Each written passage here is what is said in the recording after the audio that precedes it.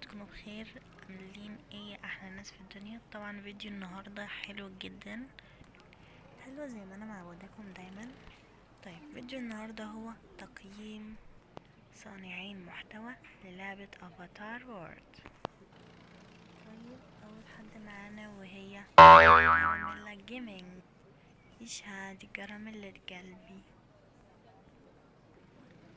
طبعا يا جماعة كراميلا جيمنج انا بحبها جدا جدا جدا، من اكتر الناس اللي بحبهم على اليوتيوب كله عامة، مش في محتوى افاتار بس، لا اليوتيوب كله بحبها جدا وبعشقها.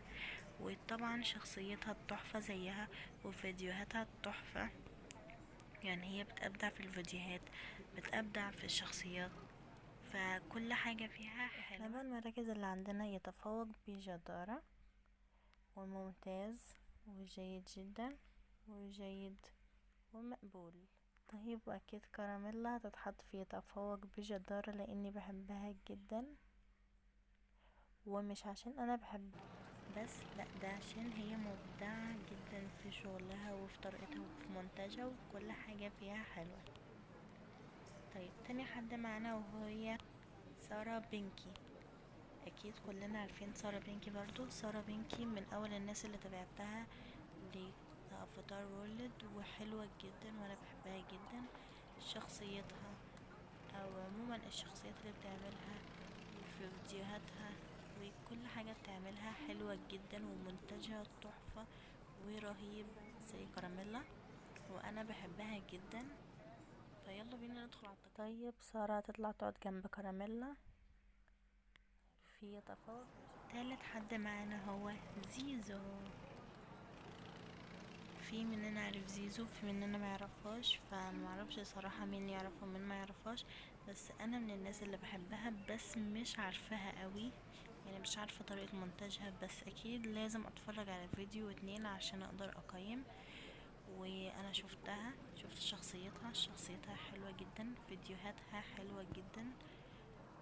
ويلا بينا ندخل على التقييم. بصوا يا جماعة، انا بقيم بالنسبة لكل حاجة، بالنسبة للشخصية، طريقة الكلام، طريقة المونتاج، كل حاجة.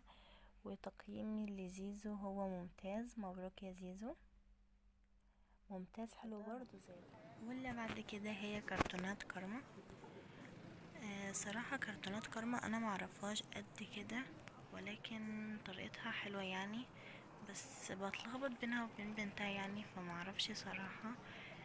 بس يعني بحبها وبحب مونتاجها، وهي برضو من ضمن الناس الحلوة. ويلا بينا ندخل على التقييم بتاعها.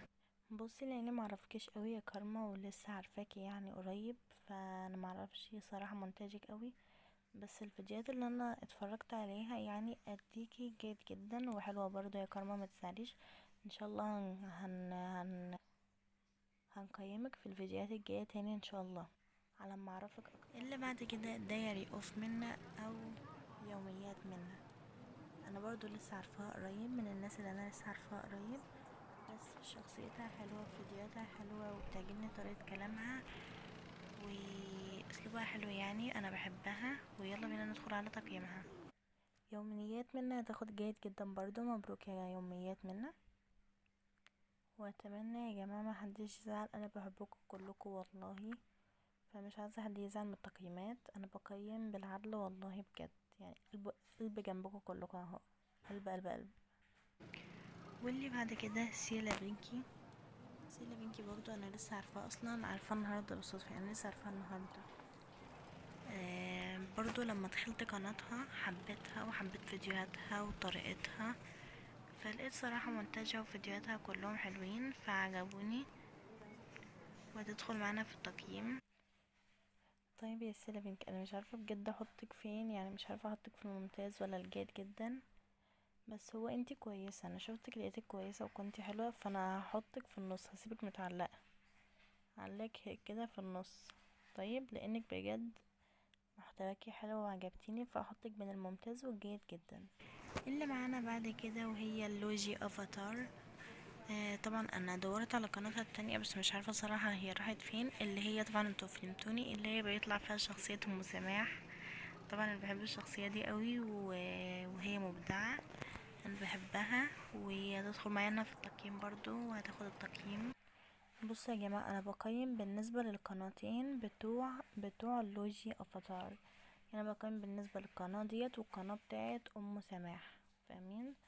فهي هتاخد ممتاز. اصلا انا معرفش شكل الافاتار بتاعها او شكل الشخصية بتاعتها، فكل اللي انا لقيته اللي هو صورة البروفايل فخدتها وعشان اعرفها بس. اللي بعد كده عالمي الصغير، طبعا كلنا عارفينها او في مننا عارفينها. انا بحبها جدا، يعني انا برضو من ضمن الناس اللي لسه عارفاه قريب. اصلا يعتبر كل افاتار، كل صانع محتوى افاتار لسه عارفاهم قريب، الا كراميلا وسارة، دول اللي عارفاهم من قبل كده. طيب علام الصغير انا بحبها جدا، بحب شخصيتها، بحب فيديوهاتها، بحب طريقة كلامها، فهتدخل معانا في التقييم. طيب علامة الصغيرة هتدخل معانا في التقييم ممتاز. طيب اخر حد معانا طبعا في جزء تاني، ولكن اخر حد معانا في الجزء ده هو هانوس بيس. انا بحبها جدا، اكتر حد بحبه في اللي بتعمله هو عائلة ماريا، بحبها جدا. ف يعني بحبها، وبحب طريقة مونتاجها حلوة جدا وطريقة كلامها، وبحب اسلوبها، وهتدخل معانا في التقييم. وهنس بيس مبروك، دخلتي معانا في ممتاز.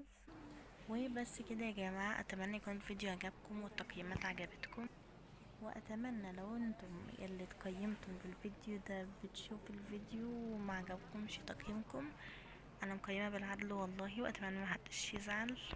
وياريت كلكم تعملوا هاشتاج وتشيروا الفيديو عشان يوصل لهم، عشان بجد عايزهم يشوفوا الفيديو ده. واكتبوا لي بقى اسامي الصفحات بتاعت افاتار وورلد لاني معرفهمش صراحه، فاكتبوا لي اساميهم عشان اقيمها الفيديو الجاي، واكتبوا لي انتوا عايزين تقيموا مين. وسلام، مع السلامه.